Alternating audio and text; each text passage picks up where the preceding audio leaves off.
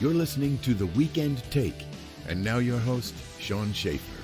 Hello, everyone, and welcome to this episode of The Weekend Take. I'm your host, Sean Schaefer, and joining me this week is cinematographer and digital image technician, Sam Gove. Sam, how's it going? Doing good, Sean. How you doing? Not doing bad. So, Sam, why don't you tell us a little bit more about who you are and what you do? And I know some people have a preconceived notion of what a digital imaging technician is, at least people in the industry. But how does that preconceived notion differ from what you actually do on the day-to-day basis? Yes, yeah. DIT has become a pretty common acronym thrown around on sets, and I think people kind of forget what it really initially started out as. Most of the DIT gigs I get, are like just data wrangling jobs, and it's really like, oh, can you just put the footage in, in a drive or whatever? And of course, you get the footage at the end of the day with a 5,400 RPM drive, and they don't understand why it's going to take all night. But I really like kind of go back to like the classic definition of things. It's like my cinematography career has led me into needing to like truly understand images from their source, because I like to work from like the audience backwards, and the audience, like where they're actually receiving the story, isn't even at their eye level. It's their connection from their eye to their brain. So like I study a lot about like how, not just like how light actually behaves, but how we perceive it in its behavior. I've been working with Doug Trumbull a lot lately. He's the guy who like created the special effects for 2001 and Blade Runner and stuff like that. We're really working with camera systems and workflows that aren't really standardized in any way. So you can't just like go look like, how is the industry doing this? Because that's what we're trying to figure out. So I approach things from that side of things, like I'm an old school film nerd, which I think surprises a lot of people because I'm so entrenched in the technological side of things. But I think my deep and vast understanding of both mediums, is how I understand the one is actually superior to the other. But they really all work together. The stuff I'm doing now with Doug Trumbull is 120 frame per second stereoscopic 3D intended to be projected in a pod that has, like 150 to 180 degree field of view. So, I mean, we're even talks with like, the Facebook people on like how to deliver things to, their new headsets and all that kind of stuff. So I'm in it up to my eyeballs, pun intended. This new technology and the work that you're doing will also apply to possibly kind of the future of projection. It's a weird thing to say to people because they usually, it's kind of hard to wrap your mind around. But since the projected image was first a thing, when you put light on a screen, you're really only seeing the light that's reflected back at you. So if you have a perfectly white screen or, a silver screen, a tinted screen, you're really only seeing 7 stops of light. And everything that you're shooting, you hear Rec 709. I mean, that's that 7-stop range. And only very recently, with the invention of HDR displays, were we able to actually show the audience, deliver to the eyes more than that 7 stops. Now, there's a lot of misunderstandings out there about what HDR is, because I think there was that whole wave of like HDR photography. HDR really is just the addition of like an extra 10% of brightness in the brightest parts of the frame. It's almost imperceptible unless you look at, an HDR image and an SDR image side by side. But that's not to say that, unlike the early days of, HD and all that stuff, if you show it to your grandmother right next to another monitor, she will absolutely, without a doubt, know that the HDR image looks better. She'll never know why. She'll never be able to quantify it. Most people can't, but it really grabs your attention. We're dealing with like laser projectors and stuff now. For the first time, manufacturers are starting to produce these and put them out in the world. So in cinemas, we will be able to get, beyond this P3 world and actually have cinemas that can produce these same HDR images that are pretty much only capable of being displayed by like very, very high-end home displays and pro displays that are, $40,000 and above. It's a very exciting time to be a cinematographer, especially one that really likes to follow his image through the process from conception to shooting and then out through distribution, because there are so many variables now that exist that were never an issue in the past. The future is real. And I think the communal movie-going experience is quite different than the home movie-going experience. I recently was at a premiere. Actually, a mutual friend of ours, I think the director was on your show recently, for Spy Intervention. I had been lucky to be privy to many early cuts of that film, so I've seen it many times throughout its creation. And it wasn't until I really saw it in the theater with an audience that like all the extra laughs came through, and it was a much different film than I had seen up to that point. And I think that in the future, we're going to have to look towards another like reason to get people out of their homes, because I mean, home theaters now are so unbelievable. I mean, they look better than your average screen. You're dealing with this cutting edge now, but you said in the beginning that you're an old school film nerd, and there's good reason behind that, because you and I have known each other for well over a decade now. So I know a lot about you, but I know since you could essentially walk and function, you've been involved with film and film sets, correct? Yes. I mean, technically I was on legitimate film sets before I could walk. I think I was a baby in a Tylenol ad when I was like 2 weeks old or something like that.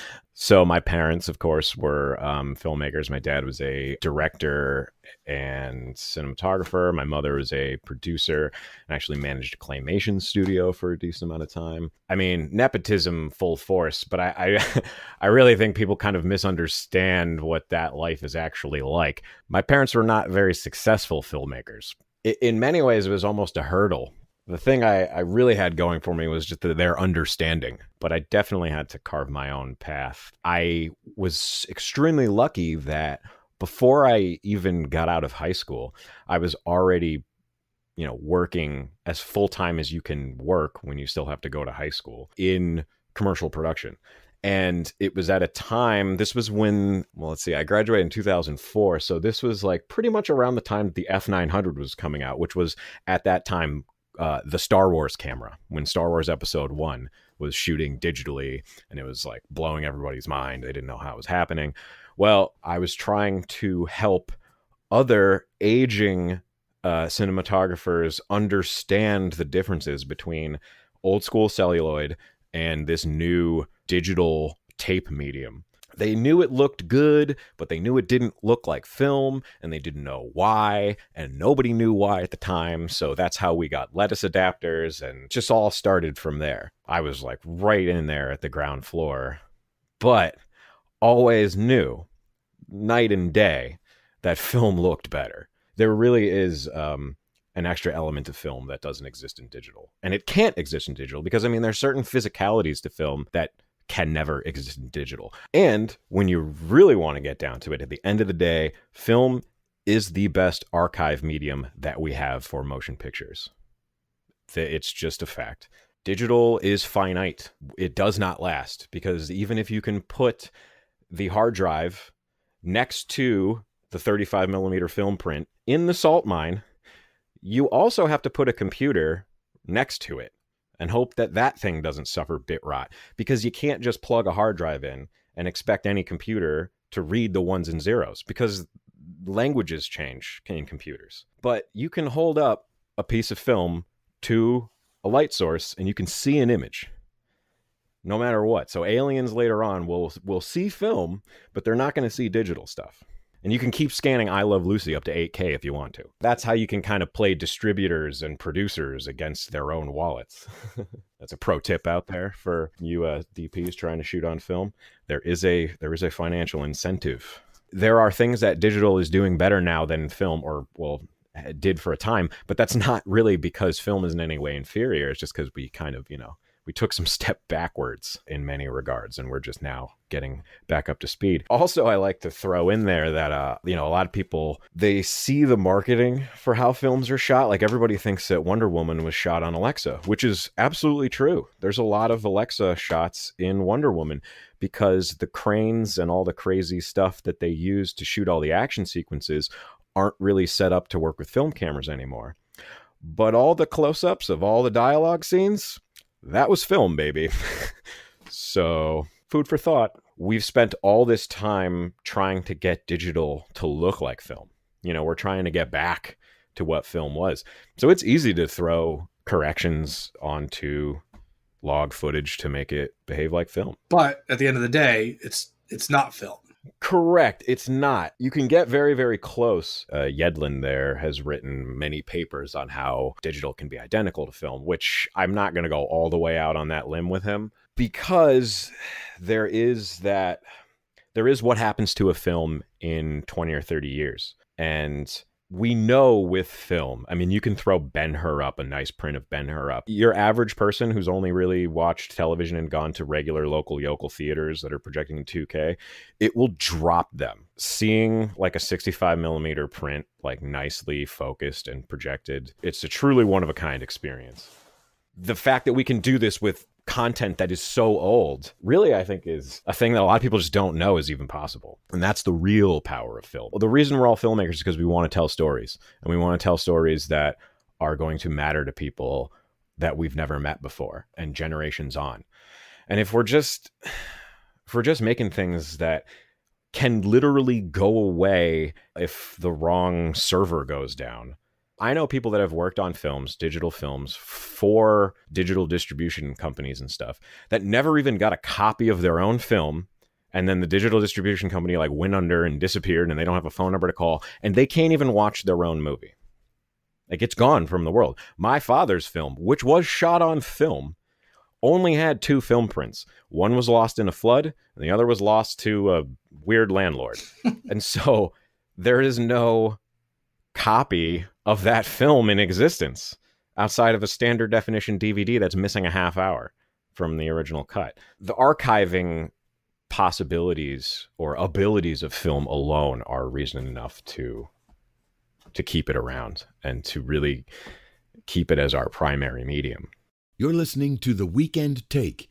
Visit our Patreon page to become a patron of The Weekend Take, and for as little as $1, you'll receive exclusive content and perks. I know we've kind of got off into the weeds, but you've been fortunate enough, I guess I'd say, or put yourself there purposely to be there as we initially started ushering the transition from film to digital. Where did your, I guess, appreciation of the captured image kind of start? Were you into photography before, or was it always motion picture? I started off with motion picture primarily. My parents are filmmakers. My mother, of course, gave me her film camera from when she was in college to me at a very young age, probably way before I could appreciate it. So I always had that knowledge base, but I was really taken in by movies, by films, and specifically movies, feature films, because I learned early on at a young age that television was a neutered medium. You weren't going to see the action you wanted to see. You weren't going to hear the special 4-letter words that we all loved as children. The running length, it was just short. You couldn't really tell a compelling story in back then it was, I think, 24 minutes before now it's 22. And I noticed early on that anything I shot with my parents' Hi8 camera did not look like a movie. And that no matter how hard I tried to act cool, I looked like a kid with his underpants on the outside of his pants because he's not a real superhero, And I was just obsessed with, what do I need to do to make my movie look like a real movie? I was extremely fortunate to have parents that I could literally ask and they could give me a real answer. The unfortunate answer was, you can't. You got to spend tons and tons of money, and you need lots and lots of people to help you. So that's when I started to try to make more friends to help me in my endeavors. And that's how I fell into the actual, not really wanting to be a director so much, but wanting to be a director of photography, because I knew that a lot of other people had really cool ideas and they just didn't know how to show them off to the world. I had the answers to those questions, and I just wanted to share those with people. I thought maybe I wanted to be a race car driver or something else, but when it really came down to it, like, I couldn't really see myself doing anything but this. Did you end up going to school for this, or is this a completely self-taught, real-world experience resume, I guess, for you? I intended to go to college for, I think when I fully made my, decisions in high school, I was like, I want to go to Emerson, because that's where you're supposed to go if you live on the East Coast. But I quickly learned that, or most educational programs, like, take a while to develop, and film is a cutting edge medium. And by the time a curriculum can be written and disseminated, it's completely outdated and basically useless. And I was in a privileged position to kind of see this happen. And I was like, oh, I'll, take some community college classes to kind of like get ready to maybe, transfer over to a real college somewhere. But I ended up having to like skip my intro to video class, who was taught by somebody that had never picked up a film camera before, to actually work on film sets. And in one day, I would make what I, paid to take that class for the entire semester. And it was really kind of obvious that what I needed to do.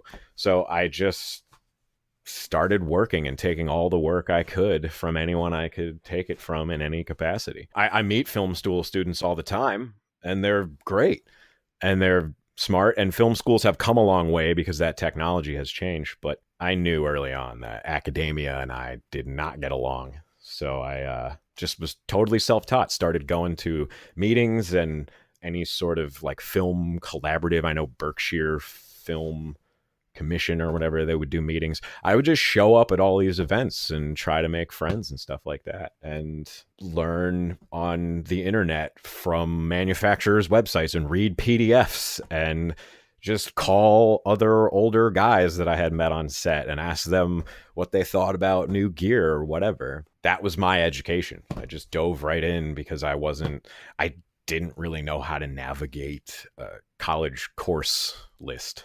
And I'm assuming by going to all these events and these networking opportunities is how you then came to be introduced to Doug Trumbull and start working with him.